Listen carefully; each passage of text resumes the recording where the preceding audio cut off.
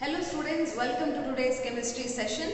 So we are in the chapter S block elements where we have come to an end of the chapter, that is the last part where we talk about the anomalous properties of beryllium. Now anomalous properties, the properties of beryllium, when we talk about the alkaline earth metals, it mostly resembles aluminium which has a diagonal relationship.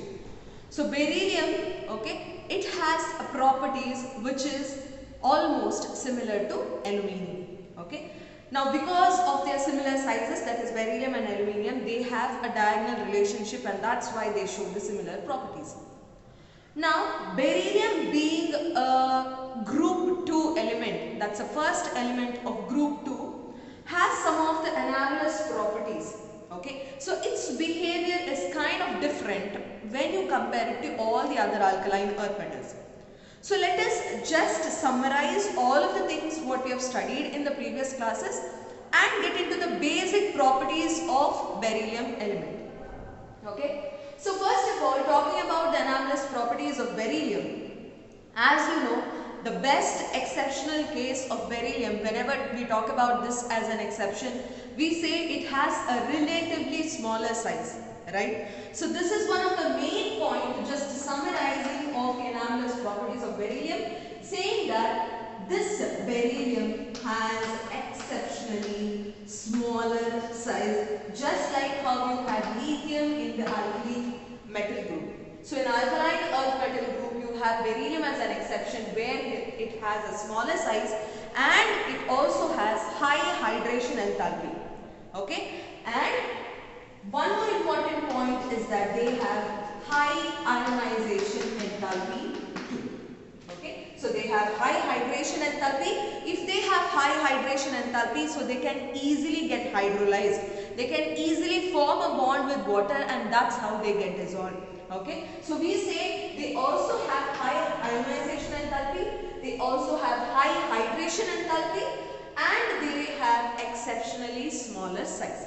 Now due to all these factors, beryllium is usually covalent in nature, which means that beryllium, whenever it tends to form a bond with other compounds or it forms compounds, or it forms complexes, usually those complexes will have covalent nature.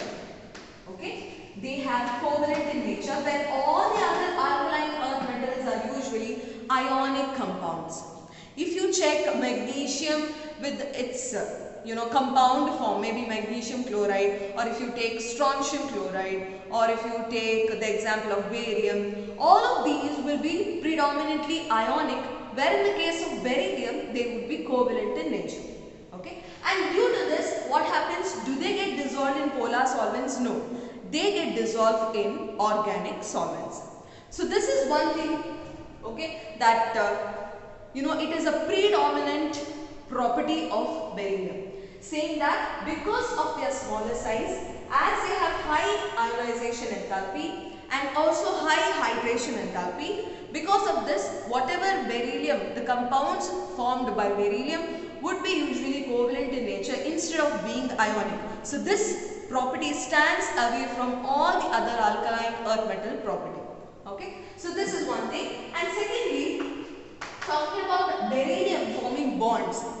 As you know, beryllium, the atomic number is 4, right? So we write the electronic configuration as 1s2 and then you have 2s2. So totally how many orbitals are present here? There are 4 orbitals. In S you have 2 electrons and P you have 2 in another S you have 2 electrons. But in this second period you also have 2p orbitals, which means you have 2p, how many orbitals are present? Exactly 1, 2, 3, and then from S you have 1 more. So totally 4 orbitals are involved in the bonding, or we say the coordination number of beryllium does not exceed from 4. How many bonds it can form? It can only form 4 bonds. That's what we say, its coordination number doesn't exceed 4. Whereas if you take all the other alkaline earth metals, for example, next comes magnesium and then comes calcium. All these, if you see, there are d orbitals also which are involved, right? D orbitals can be involved in joining all the other alkaline earth metals. So their coordination number can be more than 4. Right? So they can form bonds with all the other elements which exceeds the coordination number 4. But beryllium being smaller in size, as it also has lesser coordination number, it is not possible for it to form bonds that well when you compare to other alkaline earth metals. That is one of the property, because here d orbitals are involved, whereas here there are only p orbitals, vacant p orbitals which are involved in the bond formation. That is one thing. And also, if you have already studied that beryllium oxide and beryllium hydroxides are usually amphoteric in nature, which means beryllium oxide, okay, they can react with an acid or a base forming salt and water.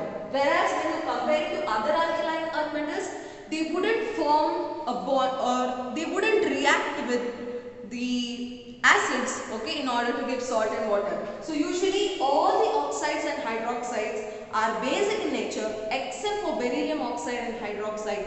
They are amphoteric in nature. So this is one of the main property of beryllium oxide and beryllium hydroxide. So what is it? They are amphoteric in nature. Okay, so these three, after summarizing all of the properties, so these three properties are mainly the ones which stands up, okay, other than the properties of all the other alkaline earth metals.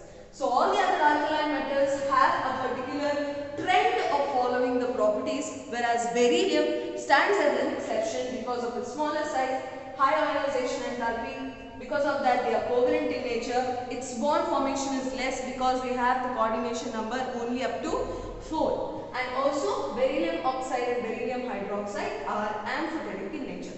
So these are the main properties of how the beryllium behaves differently than all the other alkaline earth metals. So nextly, let us talk about the diagonal relationship between beryllium and aluminium. As you know, the diagonal relationship is due to the property that they have similar atomic as well as ionic sizes. Okay, due to this similarity, they usually have a tendency of being related diagonally. Okay, and because of this, they also have similar properties. So beryllium ion, okay, it has an ionic size of around 31 picometer, which is almost similar to the aluminium ion. Okay, so as these have similar sizes, they usually have a diagonal relationship, and because of this, their properties will also be similar in nature. Right? So what are those similarities between the beryllium as well as aluminium? Let us see that one by one. Okay. So firstly, if we talk about the similarities of beryllium and aluminium, beryllium, as you know, they easily do not get attacked by acids. Why? Because they, as I said, that they already have an oxide layer on the top of the surface, and because of this, they do not react with other chemicals or acids. Right? So there is a protective film which is of the oxide layer. In the same way, you have studied in your 10th standard saying that aluminium also has an oxide layer which prevents it from corrosion or reacting with any of the chemicals. So this is one of the similarities between beryllium and aluminium, saying that beryllium oxide and aluminium oxide film is present, which doesn't allow them to get readily attacked by acids. So they do not react with acids readily, as there is an oxide layer which is formed on their surface. So this is one of the similarity. And also, as you know that beryllium hydroxide, whenever it is treated with excess of alkali or base, you know that they form berylate ion. We've already studied in the previous class saying that they form a berylate ion whenever they react with bases. When you have studied about the amphoteric nature where beryllium reacts with an acid and a base, what do? You treat them with excess of alkali, they form a berylate ion. In the same way, when aluminium is also treated with excess of alkali, they would also form aluminate ion. Okay, so something like this, AlOH4, and then you have 2 bonds. In the same way, beryllium and aluminium would form a complex ion. So this is one thing, that whenever they react with excess of alkali, they would form similar complexes. This is one of the similarity regarding beryllium as well as aluminium. Nextly, as you know that beryllium chloride, when we studied about beryllium halides, beryllium chloride in its vapor phase, I said what kind of structure? They would have a dimeric structure where you have it like a chain structure, and it is bridged by chloride ions, something like this. So you have beryllium with the chloride forming a bridge like structure. So it exists as dimer, I said, right? So this goes on. So in the same way, aluminium would also have similar structure where the chlorine would be bridged between two of the aluminium ions. So in the same way, aluminium chloride would form a dimeric structure. Aluminium chloride, AlCl3 is formed here. Here it's BaCl2. Now these two dimeric structures, okay, or these salts are usually soluble in organic solvents. As you know, they are usually covalent in nature, and because of this, they dissolve in organic solvents, and these are the best Lewis acids. They are termed to be the best Lewis acids. So this is one of the property of beryllium as well as aluminium, and also they form complexes, that is beryllium and aluminium. They easily form complexes such as BeF4 2 minus, okay, and in the same way aluminium F6 3 minus.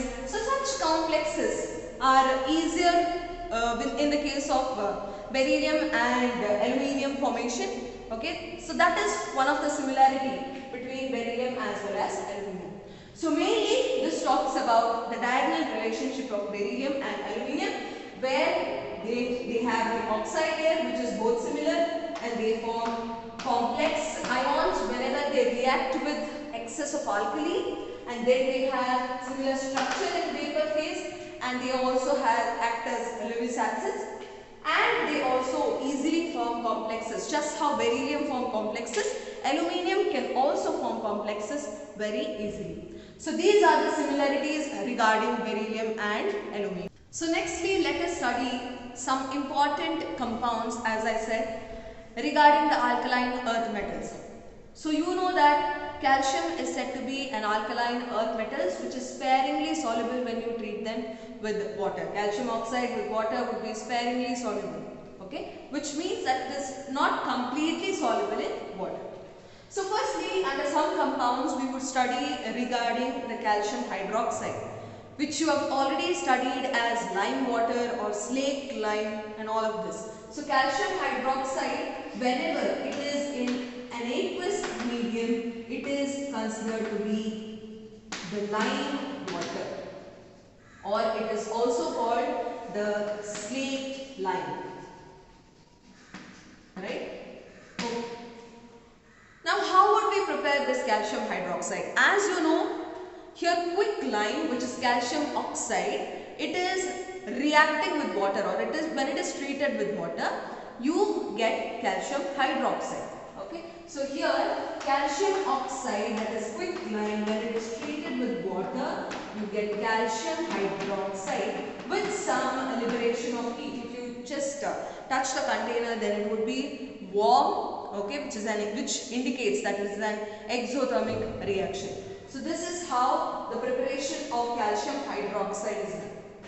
And also, you have studied that whenever you pass some amount of carbon dioxide gas through this lime water, right? So when you pass carbon dioxide gas through lime water, what would it form? You must have seen that in some of the experiments, whenever you have to check the presence of the carbon dioxide, what would it happen? It would turn the lime water milky, which means that it would form a white precipitate, right? So here, whenever you treat them with the calcium hydroxide, whenever carbon dioxide gas is passed through lime water, you get a precipitate which is white in color, which forms, that is, the precipitate would be calcium carbonate with some amount of water which is present. So with the precipitate, you have some amount of water. So this is the basic thing which you have already learnt in the previous classes, where when you pass carbon dioxide to lime water, it would turn the lime water milky, or it would form a white precipitate. Okay? And also, what would happen if you pass excess of carbon dioxide through this particular solution now? If you pass excess of carbon dioxide through that white precipitate which is formed in this reaction, that is calcium carbonate, what would happen? The precipitate would slowly start dissolving there.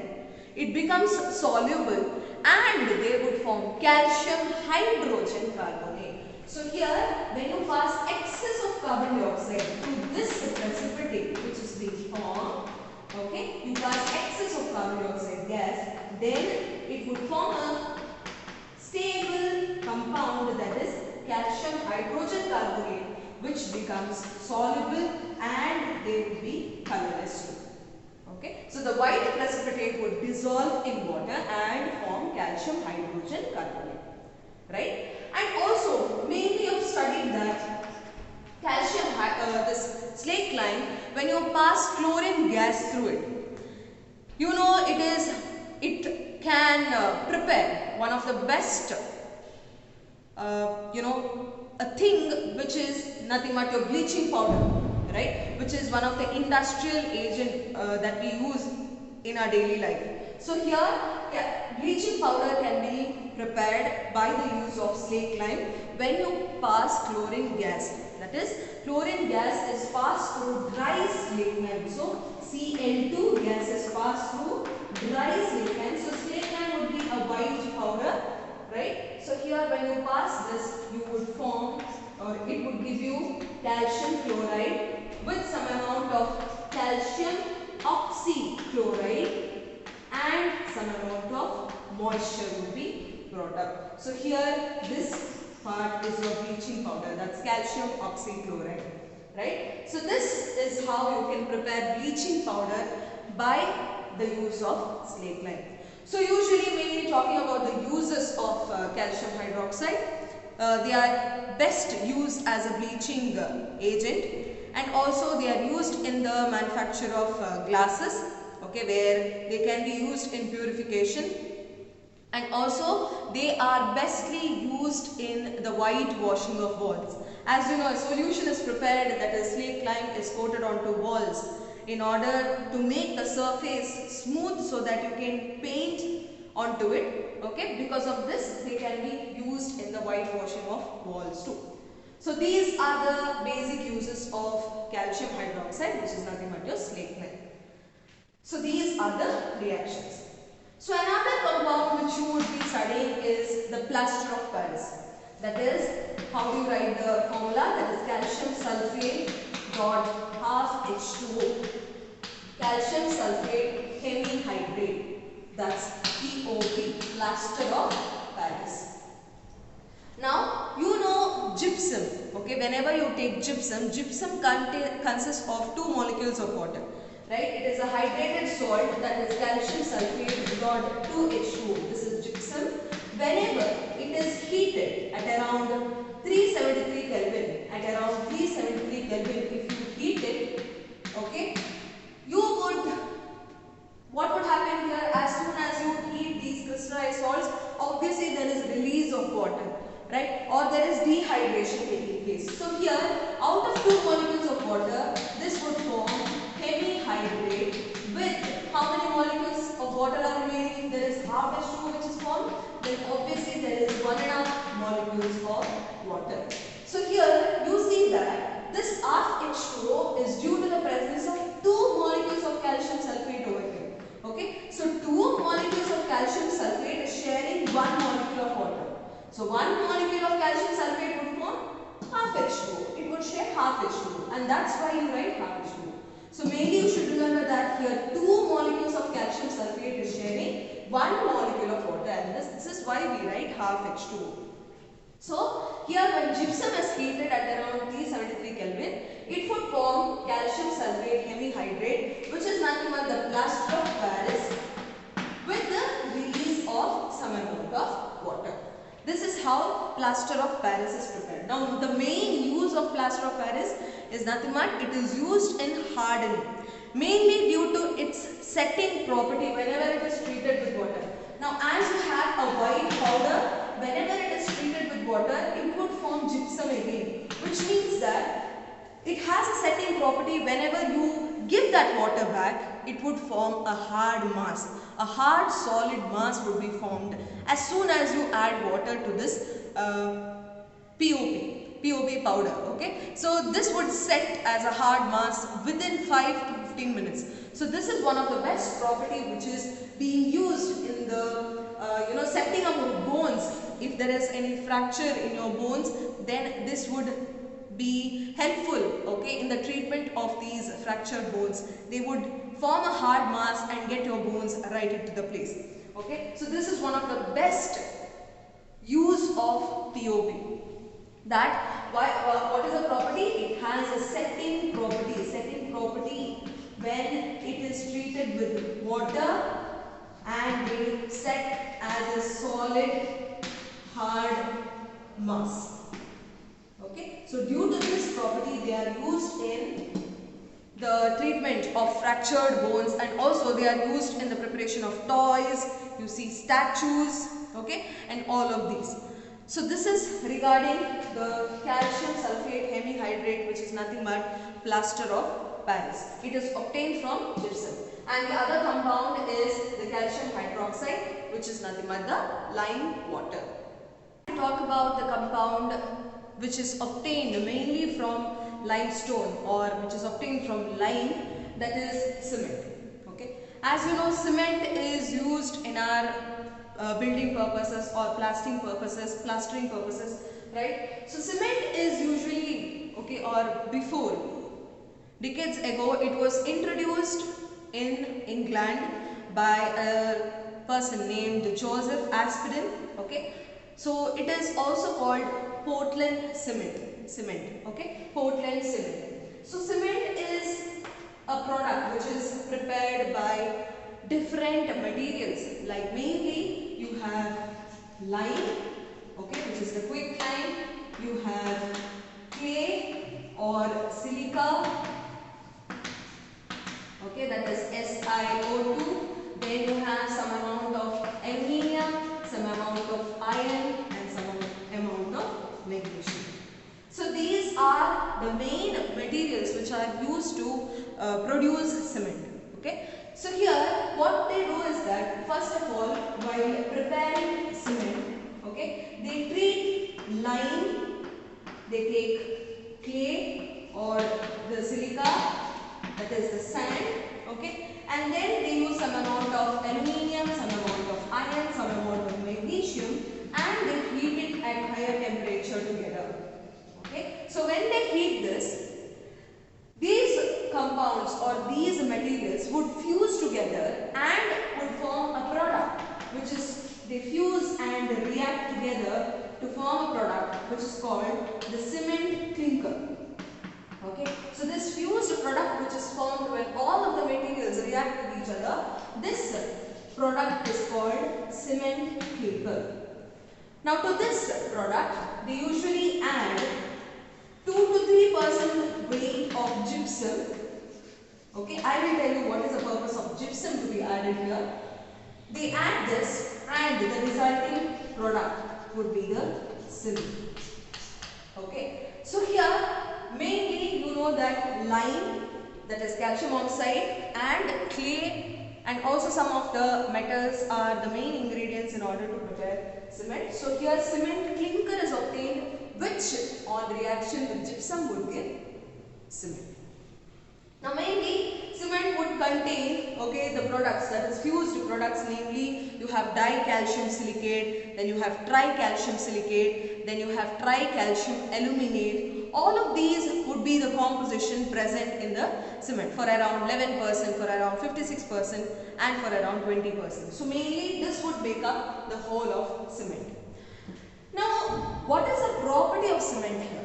Mainly the property of cement, just like it resembles the POP. What does it do? There also there is setting up of the particles. In the same way, the setting property of cement, okay, whenever it is treated with water or whenever it is hydrated, it forms a hard mass.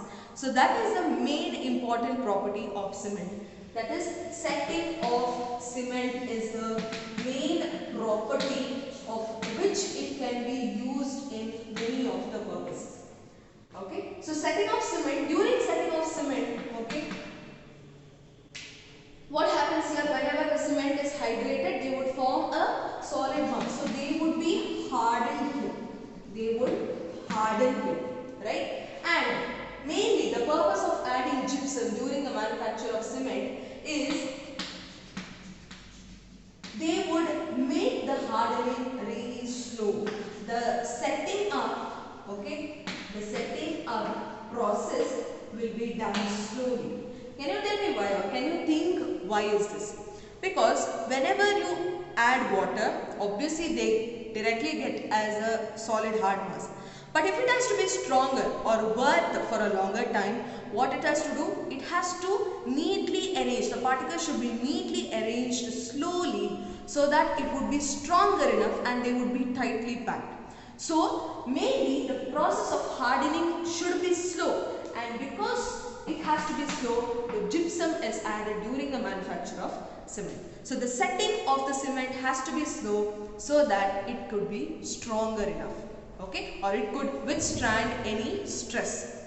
So this is one of the main property of cement, that it sets into a hard mass, but the setting has to be slow in the case of cement so that it would be stronger enough. So mainly, as you know, the uses of cement is nothing but they are used in plastering. As I said, they are used in order to construct bridges, or they are used in concrete, reinforced concrete, and also they are used in the manufacture of they are used in the buildings, right? So all of these are the basic uses of cement, and these are the compounds which are present in cement and the main property of cement.